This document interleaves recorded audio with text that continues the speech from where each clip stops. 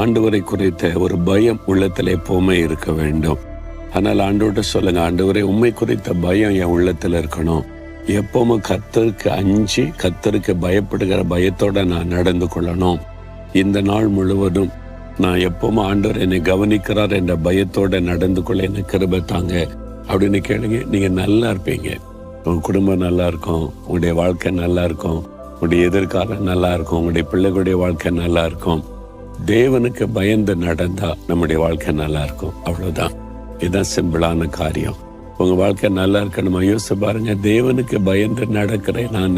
இல்லாட்டா இன்னைக்கு சொல்லுங்க, ஆண்டவரே நான் வெறும் பக்தியோட விசுவாசத்தோட இருந்தா மாத்திரம் போறாரு. ஆண்டவர் உம்மை குறித்த பயம் என் உள்ளத்துல எப்பவுமே இருக்கணும்.